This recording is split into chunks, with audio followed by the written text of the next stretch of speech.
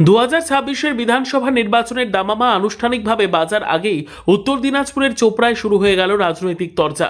সোমবার দুর্নীতি ও অপশাসনের অভিযোগে শাসক দল তৃণমূল কংগ্রেসের বিরুদ্ধে এক চাঞ্চল্যকর চার্জশিট প্রকাশ করল বিজেপি।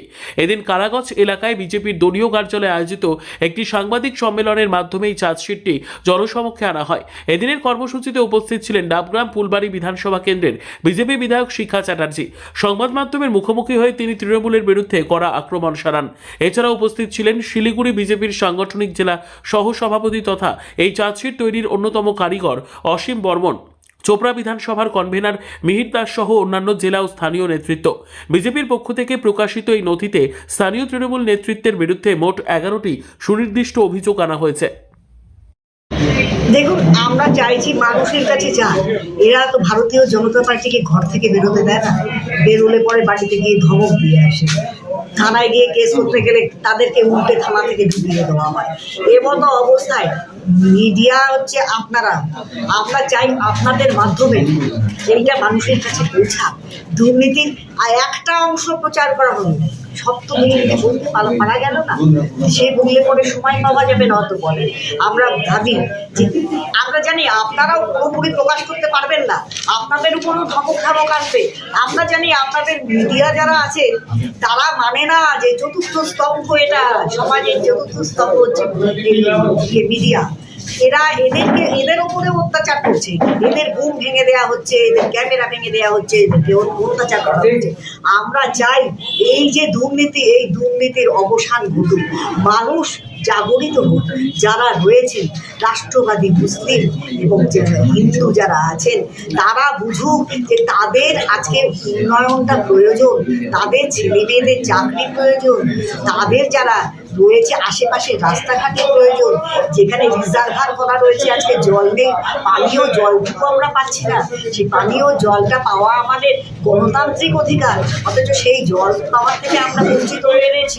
অথচ কেন্দ্রীয় সরকার বারবার করে এই জলের জন্য টাকা দিচ্ছেন এবং জল কিভাবে মানুষের কাছে সাপ্লাই হয় বা বাড়ি বাড়ি জল দিয়ে ব্যবস্থা করছেন, কোনো লাভ হচ্ছে না। বাজেটে মানে গরিব মানুষের জন্য এতটা চিন্তা করেছেন, উনি ওষুধের দাম কমিয়ে দিয়েছেন, অথচ আমরা কিন্তু এখানে পাই না। পেট্রোলের দাম কমানো হয়েছে, সমস্ত রাজ্য সবাই শেষ কমিয়ে দিয়েছে, আমাদের পশ্চিমবঙ্গের মাননীয় মুখ্যমন্ত্রী কিন্তু সেগুলো কমানো, এখানে কমানো হয় না। এখানে মদের দোকান খোলা হয়, তিনি জানেন মদের দোকান করবো, যুবরা মদ খেয়ে থাকবে, মদ খেয়ে মাতাল হয়ে থাকবে, তারা ভোট আমাদের দেবে, যা বলবো তাই করবে। আর ইলেকশনের আগের দিন গরুর মাংস আর মদ সাপ্লাই দেবে, ইচ্ছা মতো চলবে, এই মৎসব হবে আর আমাদের ভোট দিয়ে আসবে। এই তো চলছে পশ্চিমবঙ্গের বুকে। আমরা চাই এর অবসান হোক, এর অবসান হোক, সমাজ ভালো হোক, সব মানুষ ভালো হোক, পরিবার ভালো থাকুক, আত্মীয় স্বজন ভালো থাকুক, সকলের ধর্ম ভালো থাকুক, এইটুকু আশা রেখে আপনাদের কাছে আমরা আপনাদের সামনে।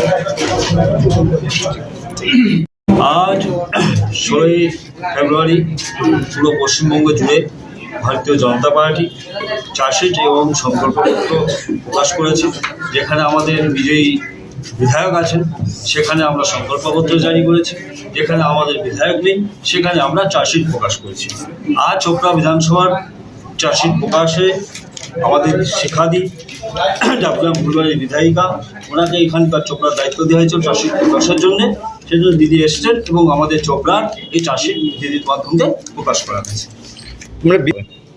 অবশ্যই 2026-এর যে নির্বাচন, সেই নির্বাচনকে আমরা পাখির চোখ করেছি এবং পশ্চিমবঙ্গের আপামর জনসাধারণ এই নির্বাচনকে নিজের অস্তিত্ব রক্ষার নির্বাচন হিসাবে ভেবে নিয়েছে এবং পশ্চিমবঙ্গের জনগণ বিচিত্রিষ্ট এই স্বৈরাচারী টিএমসি সরকারের আমলে একচেটিয়া দুর্নীতি, শিল্প বন্ধ, বেকারত্ব, এইগুলো নিয়ে এত বাজে অবস্থা এই রাজ্যের, সেই জন্য মানুষ সংকল্প করেছে 2026-এর নির্বাচন তৃণমূলের বিসর্জন।